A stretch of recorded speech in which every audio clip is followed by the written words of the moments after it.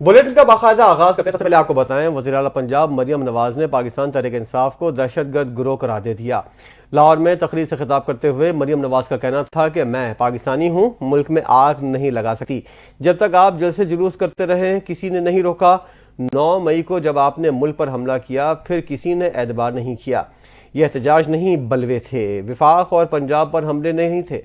Adiala jail में बैठे mastermind से जेल नहीं काटी जा रही, जेल बर्दाश्त करो। किसने कहा था ये गलत काम करने को? सवाल है कि 2014 से लेकर आज तक इनका एक पुरम धरना दिखा दे। इनका वतीरा ही यही है जिसके लिए ये बाहर से लोग लाए हैं, असलहा दिया है। उन्होंने मजीद कहा कि 2019 को तस्वीर और वीडियो उठाकर झूठ का बाजार गर्म किया गया कि इतने लोग मारे गए हैं। 1000 से फिर 250 पर आए और अब कहते हैं 12 बंदे मरे हैं। एक बंदा मरा हो या 12, दोनों तरफ की हलाकतों के जिम्मेदार बानी पीटीआई हैं। 30,000 पुलिस वाले वहां तैनात थे फजूल धरने को रोकने के लिए। मैंने सख्ती से मना किया था कि कोई गोली नहीं चलाएगा। अगर वो गोली चलाए तो 5 मिनट का काम था, सब खत्म हो जाता। ये प्यार मोहब्बत वाले लोग ही नहीं हैं।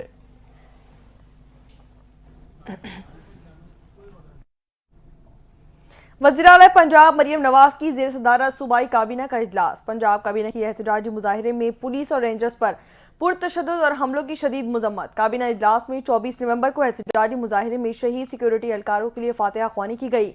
पंजाब काबीना का एहतजाजी मुजाहिरे में शहीद और जख्मी होने वालों के लिए खुसूसी पैकेज का ऐलान भी कर दिया गया। पंजाब पुलिस के शहीद कांस्टेबल के लिए मजमूई तौर पर 2 करोड़ 90 लाख रुपए का पैकेज का ऐलान किया गया। जख्मी होने वाले पुलिस और रेंजर्स एहलकारों के लिए 10 लाख रुपए के पैकेज की मंजूरी दे दी गई। इजलास में खिताब में मरियम नवाज का कहना था कि तशद्दुद से 172 पुलिस एहलकार जख्मी हुए, जिनमें बेशतर की हालत तशवीशनाक बताई जाती है।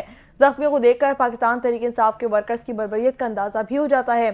जिंदगी में कभी भी ऐसी बर्बरियत, जुल्म और तशद्दुद का मुजाहरा नहीं देखा गया।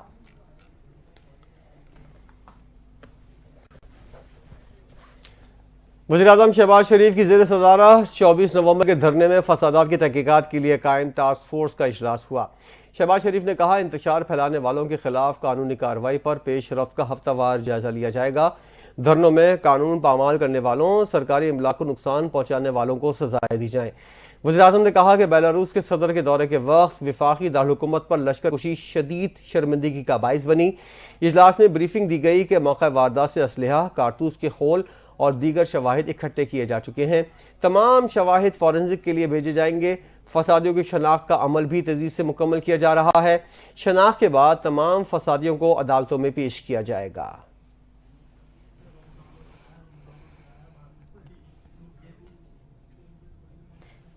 फेक न्यूज देने वालों को 5 साल कैद और 10 लाख रुपए जुर्माने की सजा होगी। हुकूमत ने साइबर क्राइम तरमीमी बिल का इब्तदाई मुसव्वदा तैयार कर लिया, जिसके तहत डिजिटल राइट्स प्रोटेक्शन अथॉरिटी कायम की जाएगी। मज़ीद तफसीलात देखते हैं इस रिपोर्ट में।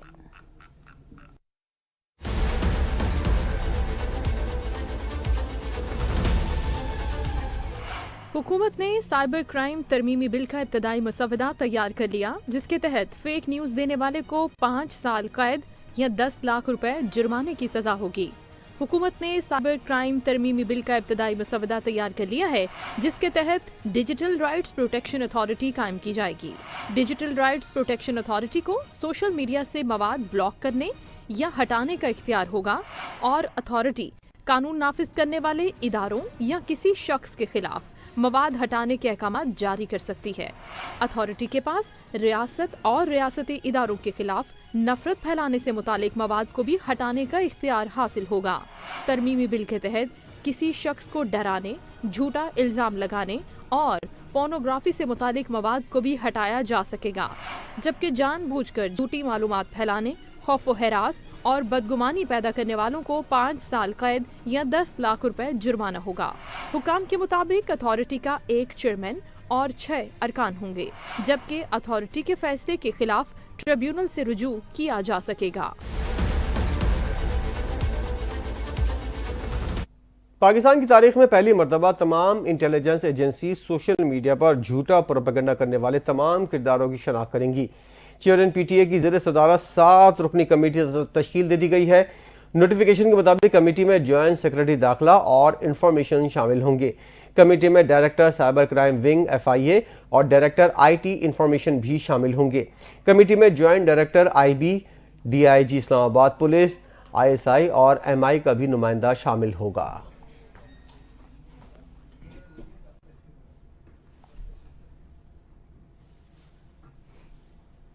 यहाँ आपको बताएं कि वज़ीर-ए-आज़म मोहम्मद शहबाज शरीफ अपने 2 रोज़ा दौरे पर सऊदी अरब दारुल हुकूमत रियाद पहुंच गए, जहां किंग खालिद इंटरनेशनल एयरपोर्ट पर सऊदी नायब गवर्नर शहजादा मोहम्मद बिन अब्दुल रहमान बिन अब्दुल अजीज ने उनका इस्तकबाल किया। इस मौके पर पाकिस्तान के सऊदी अरब में सफीर अहमद फारूक और दीगर हुक्काम भी मौजूद थे। वज़ीर-ए-आज़म के हमरा वज़ीर अता तारड़ और मावन खुसूसी तारिक फातमी भी थे। वज़ीर-ए-आज़म शहबाज शरीफ सऊदी अरब, फ्रांस, कजाकिस्तान और आलमी बैंक के मुश्तरका इक़दाम से होने वाली ताज़ा पानी के वसाइल और आबी ज़मीनों के तनाज़ुर में मुनक्किदा वन वाटर समिट में शिरकत करेंगे, जहां वो खिताब भी करेंगे।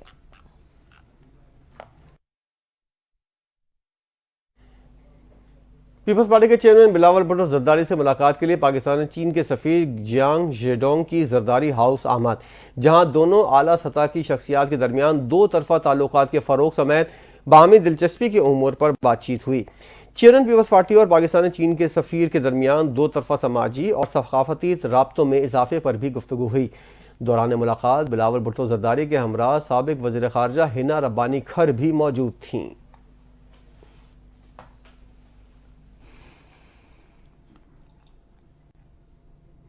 नायब वज़ीर-ए-आज़म और वज़ीर ख़ारजा इसाक डार ने कहा है कि मशरिक़ वस्ता की बिगड़ती हुई सूरत हाल पर शदीद तशवीश है।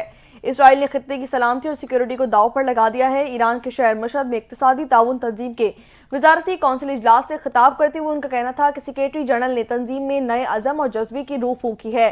वज़रा काउंसिल के इजलास में पाकिस्तान की नुमाइंदगी एजाज की बात है। इजलास की मेज़बानी और मेहमान नवाजी के लिए ईरानी हुकूमत के शुक्रगुजार भी हैं। इसाक डार का मजीद कहना था कि वो इसराइल की जानिब से गजा, लबनान और शाम में मुजालिम की सख्त मजम्मत करते हैं। मशरिक़ वस्ता के लोगों को तशद्दुद, जंग से पाक और खौफ से आज़ाद जिंदगी गुजारने का मुकम्मल हक हासिल है। गवर्नर खैबर पख्तूनख्वा फैसल करीम कुंडी ने लाहौर में शहीद कैप्टन मोहम्मद ज़ुहैबुद्दीन की रिहाइशगाह पर उनके अहल खाना से मुलाकात की। फैसल करीम कुंडी ने शहीद कैप्टन के लवाहिकीन से दिली हमदर्दी का इजहार करते हुए उनके दर्जात की बुलंदी के लिए फातिहा खानी की। गवर्नर ने कहा कि शोहदा का खून कभी ज़ाया नहीं जाएगा। उन्होंने कैप्टन ज़ुहैबुद्दीन की कुर्बानी को मुल्क और कौम के लिए अजीम नजराना करार दिया।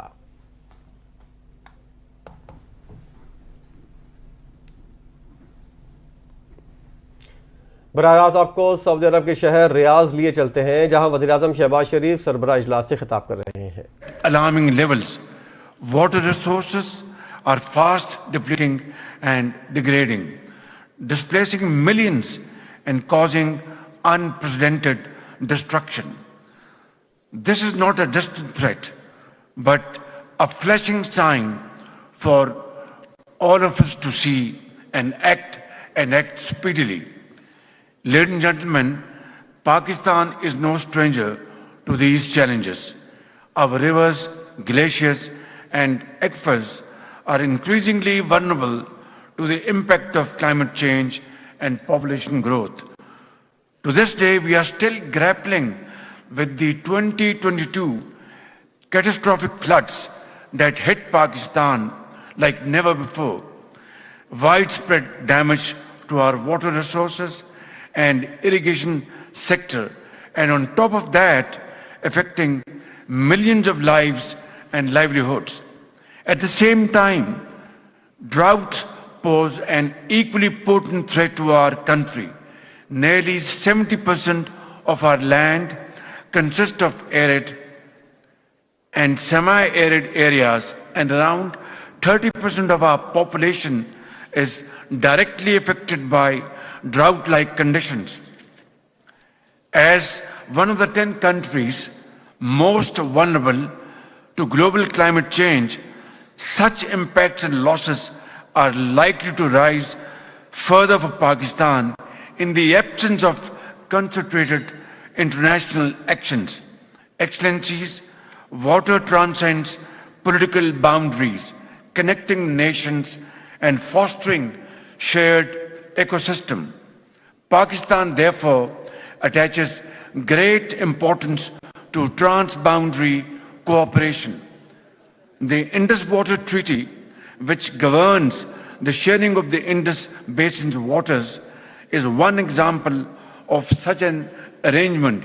Yet, in recent years, the treaty has come under unprecedented stress due to a number of factors, including construction of वज़ीर-ए-आज़म शहबाज शरीफ सरबराह इजलास से खिताब कर रहे थे, जिसमें उनका कहना था कि पानी की कमी आने वाले दिनों के अंदर जो है वो शदीद हो जाएगी। आबी तहफ़्फ़ुज़ के मसले पर इस वक्त ये इजलास बुलाया गया है। इस पर शुक्रगुजार हैं सऊदी अरब, फ्रांस, कजाकिस्तान और वर्ल्ड बैंक के मशकूर हैं।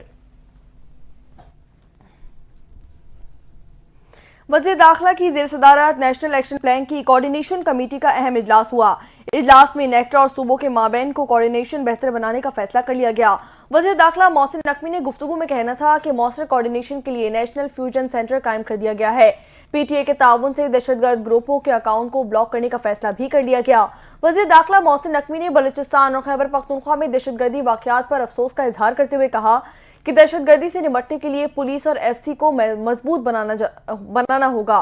तमाम सूबों को पुलिस को जदीद टेक्नोलॉजी से आरास्ता करना है।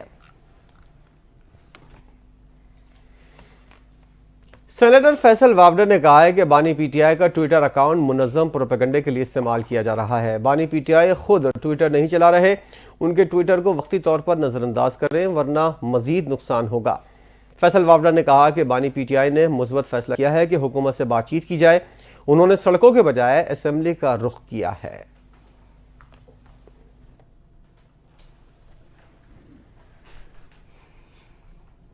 वफाकी वज़ीर इत्तलात अता तारड़ का कहना है कि पाकिस्तान तहरीक इंसाफ नौसर बाजू की जमात है, फेक न्यूज़ फैलाई जा रही हैं। इस्लामाबाद में प्रेस कॉन्फ्रेंस करते हुए अता तारड़ का कहना था कि तहरीक इंतशार गोली चलाने का झूठा बयानिया बना रही है।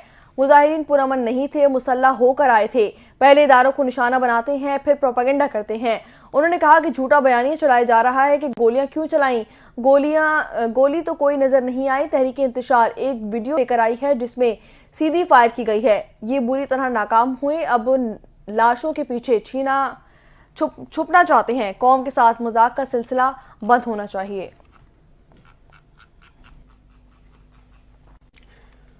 वज़ीर इत्तलात पंजाब आज़मा बुखारी ने गुफ्तगू करते हुए कहा है कि 26 नवंबर की नाकाम बगावत के तमाम सबूत सामने आ गए हैं। सिक्योरिटी फोर्सेज पर हमलों के लिए गैर मुल्कियों को एहतजाज में लाया गया। एहतजाज में शरीक अफराद तरबियत याफ्ता और तकरीब कारी के माहिर थे। गिरफ्तार अफराद की अक्सरियत का पाकिस्तान में कोई रिकॉर्ड नहीं। आज़मा बुखारी ने मजीद कहा, फितना पार्टी का सोशल मीडिया ही उसके लिए वबाल जान बन चुका है। लाशों की सियासत करने वाले अब तक दर्जन भर बयानात तब्दील कर चुके हैं। वक्त आ गया है पाकिस्तान में सोशल मीडिया को हर सतह पर रेगुलाइज किया जाए।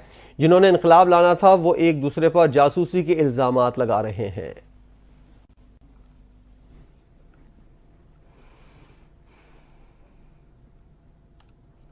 कराची में 3 रोजा पाक वाटर एनर्जी एक्सपो का बाकायदा आगाज हो गया। सनअत माहिरीन का एक बड़ा इज्तिमा हुआ। सूबाई वुज़रा और सईद गनी और नासिर हुसैन शाह ने एक्सपो सेंटर में शानदार नुमाइश का इफ्तिताह भी किया। तफसीलात देखते हैं इस रिपोर्ट में।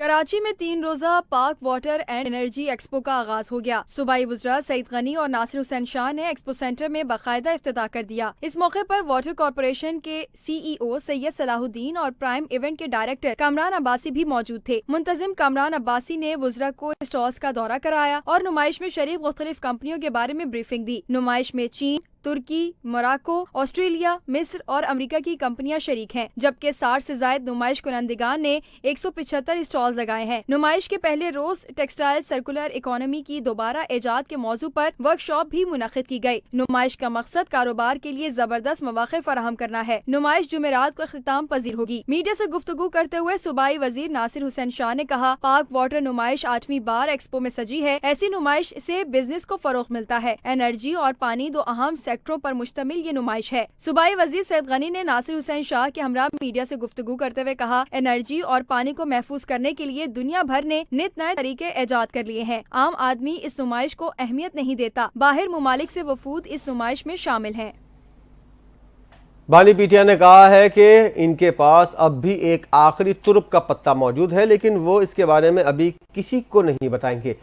अडियाला जेल में अपने भाई से मुलाकात के बाद साफ़ियों से गुफ्तगू करते हुए उनकी शीरा अलीमा खान ने कहा कि बानी तहरीक इंसाफ 24 नवंबर को पीटीआई के मुजाहिरीन के साथ हुकूमती रवैये से बिल्कुल बेखबर थे। पीर के रोज़ वकला और साफ़ियों से उनकी मुलाकात नहीं हुई। जब उनको सामने से आगाह किया गया तो वो सदमे में थे। अलीमा खान ने बताया कि बानी तहरीक इंसाफ को अखबारात और दीगर ज़राए से मिलने वाली मालूमात के हुसूल से रोक दिया गया था। 50 घंटे वो कैद तन्हाई में थे। उन्होंने मजीद कहा, बानी तहरीक इंसाफ के पास अभी एक तुरुप का पत्ता मौजूद है कि वो उसको मुनासिब वक्त पर इस्तेमाल करेंगे।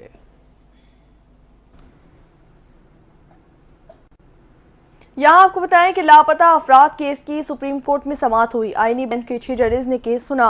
बेंच ने मुख्तलिफ फरीकीन को नोटिस भी जारी करते हुए कहा कि मुतालिका इदारों से रिपोर्ट तलब करें। बेंच की सरबराही जस्टिस अमीनुद्दीन खान ने की। जस्टिस जमाल मंदोखेल ने कहा कि लापता अफराद का मसला बयानबाजी से हल नहीं किया जाएगा। उन्होंने तजवीज़ दी कि पार्लियामेंट का आम या मुश्तरका इजलास बुलाकर इस मसले का हल निकाला जाए। तफसीलात देखते हैं इस रिपोर्ट में।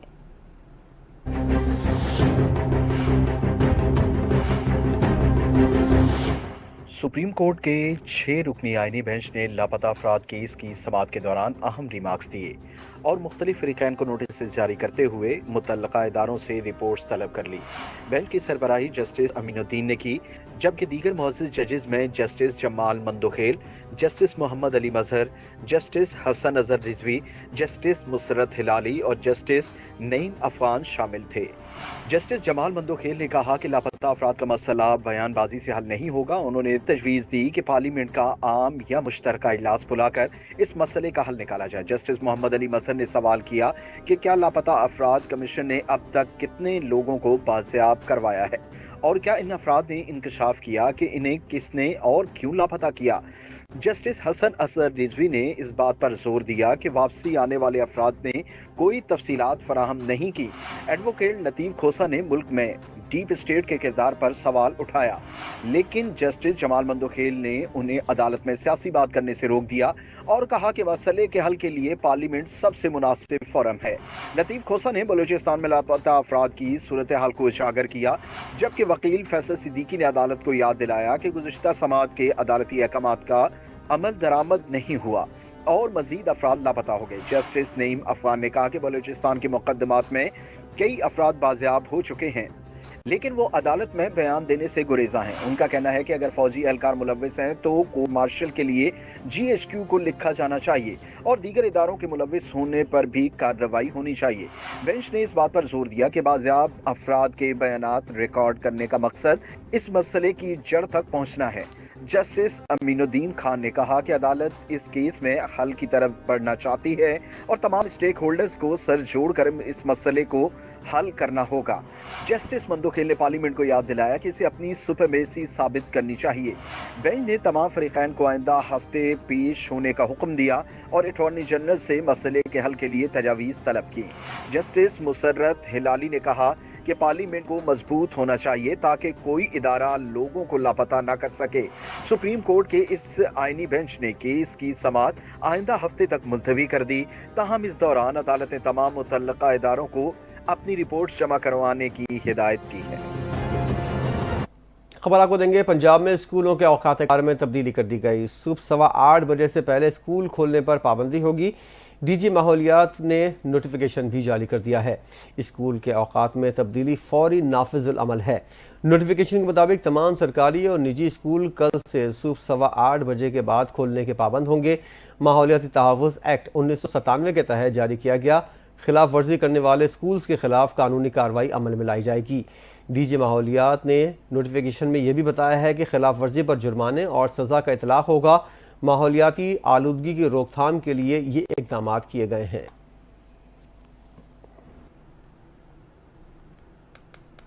यहाँ आपको बताएं कि पाकिस्तान समेत बैनुल-अक़वामी सतह पर माजूर अफराद का आलमी दिन आज मनाया जा रहा है।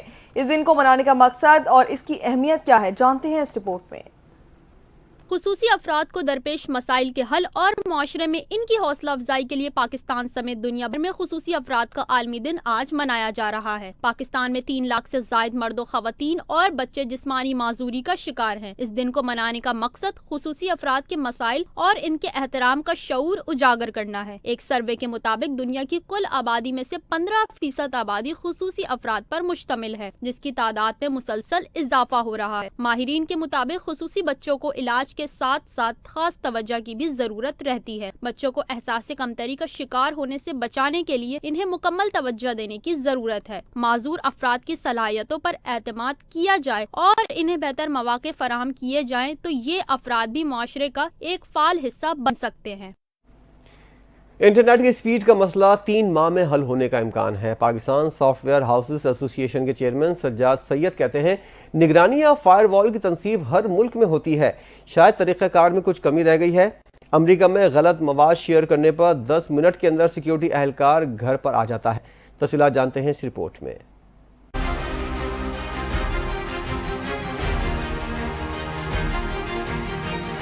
पाकिस्तान सॉफ्टवेयर हाउसेस एसोसिएशन के चेयरमैन सज्जाद सैयद ने कहा है कि इंटरनेट स्पीड का मसला 3 माह में हल हो जाएगा। एक बयान में चेयरमैन पाशा सज्जाद सैयद ने कहा, अगर व्हाट्सएप पर मैसेज जा रहा है लेकिन तस्वीर नहीं तो इम्कान है इसकी मॉनिटरिंग की जा रही है। इन्होंने कहा कि निगरानी या फायरवॉल की तनसीब हर मुल्क में होती है, शायद तरीक़ाकार में कुछ कमी है। अमेरिका में गलत मवाद शेयर करने पर 10 मिनट के अंदर सिक्योरिटी एहलकार घर पर आ जाता है। चेयरमैन पाशा का कहना था कि फिक्स्ड लाइन इंटरनेट में मसला नहीं, फुल टाइम आईटी वर्कर्स को मसला नहीं, बल्कि पार्ट टाइम आईटी वर्कर्स को फिक्स्ड लाइन ना होने से मसाइल हैं। दूसरी जानिब पाकिस्तान सॉफ्टवेयर एक्सपोर्ट बोर्ड ने इंटरनेट स्पीड के सबब आईटी कंपनीज के पाकिस्तान छोड़ने की बात मुस्तरद कर दी। बात करेंगे कुछ मौसम के हवाले से, तो आपको बताएं कि कराची का मौसम सुबह के औकात में तब्दील होने लगा। महकमा मौसमियात का कहना है कि कराची में आज से तेज हवाएं चलना शुरू हो गई। बलाई खैबर पख्तूनख्वा, कश्मीर और गिलगित बल्तिस्तान में कहीं कहीं बारिश और कहीं पहाड़ों पर बर्फबारी का इम्कान है। मुल्तान, लोधरा, खुशाब में बारिश से डेरा मुराद, जमाली के गिरदनवाह के इलाकों में बारिश के साथ सर्दी भी बढ़ गई है।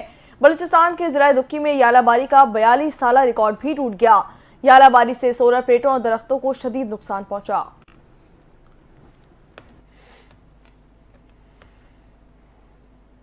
सर्दी ने शहर कायद में एंट्री मार ली है। बलूचिस्तान से आने वाली मगरबी हवाओं ने कराची की फिजाओं में खुनकी का रंग भर दिया है। मजीद तफसीलात देखिए इस रिपोर्ट में। शहर कायद में दिसंबर के साथ साथ सर्दी की भी एंट्री हो गई। ठंड ने शहर में कदम जमाना शुरू कर दिए। दर्जा हरारत 18 डिग्री से नीचे आ गया। महकमे मौसमियात ने भी दिसंबर के पहले हफ्ते से शहर में मजीद सर्दी की नवीद सुना दी। शहरियों को सुबह सवेरे और रात में ठंड का सामना होने लगा। बलूचिस्तान में दाखिल होने वाली मगरबी हवाओं ने कराची को अपनी गिरफ्त में ले लिया। रात के वक्त खुनकी में इजाफा हो गया। कम से कम दर्जा हरारत 17.7 डिग्री सेंटीग्रेड रिकॉर्ड किया गया, जो कि पिछले दिनों के मुकाबले में 2.7 डिग्री कम है। महकमा मौसमियात का कहना है कि दिन के दौरान ज्यादा से ज्यादा दर्जा हरारत 31 डिग्री सेंटीग्रेड तक जा सकता है, लेकिन सर्दी का असल मजा 5 दिसंबर से आने वाला है। महकमा मौसमियात का कहना है 5 दिसंबर से यखबस्ता हवाएं चलना शुरू हो जाएंगी, जिससे सुबह और रात के दर्जा हरारत में मजीद 2 से 3 डिग्री की कमी मुतवक्के है। इसके साथ ही शहर में सर्द हवाओं के झोंके मजीद बढ़ेंगे। हज दरख्वास्तों की वसूली में 10 दिसंबर तक तौसी कर दी गई। वफाकी वजीर मजहबी उमूर ने कहा है कि 3 दिसंबर तक मौसूल होने वाली तमाम हज दरख्वास्तें कामयाब करार दे दी गई हैं और हज दरख्वास्तों की वसूली में 10 दिसंबर तक तौसी कर दी गई है। तफसीलात देखते हैं इस रिपोर्ट में।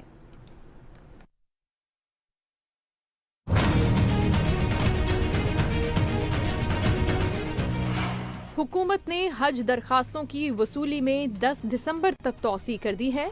वफाकी वजीर मजहबी अमूर चौधरी सालिक हुसैन का कहना है कि 3 दिसंबर तक मौसूल होने वाली तमाम हज दरखास्तें कामयाब करार दी गई हैं। चौधरी सालिक हुसैन ने कहा कि स्पॉन्सरशिप स्कीम में मौसूल होने वाली तमाम हज दरखास्तें भी कामयाब करार पाई हैं। वजीर मजहबी अमूर का कहना है कि कोटे से ज़ायद दरखास्तें मौसूल होने की सूरत में कुरानंदाजी की जाएगी। उन्होंने कहा कि स्पॉन्सरशिप स्कीम में मौसूल दरखास्तों को बिला कुरानंदाजी कामयाब करार दिया जाएगा। समुद्र पार पाकिस्तानी 10 दिसंबर तक स्पॉन्सरशिप की रकम लाजमी जमा करा दें। खबर आपको देंगे, गजा पर इसराइली दहशतगर्दी को आज 424 दिन मुकम्मल हो गए हैं। 14 माह से जारी नस्लकुशी में 90% शहर तबाह हो चुका है। सहूनी अफवाज की वहशियाना बमबारी का सिलसिला आज भी जारी है। फ़लस्तीनी वजारत सेहत की जानिब से गासिब फ़ौज के मसालिम की ताज़ा तफसीलात जारी कर दी गई हैं। इसके मुताबिक इसराइली फ़ौज ने गुज़िश्ता 24 घंटों के दौरान गजा के मुख्तलिफ इलाकों में ख़वातीन और बच्चों समेत 37 फ़लस्तीनियों को शहीद और 108 जख्मी कर दिया।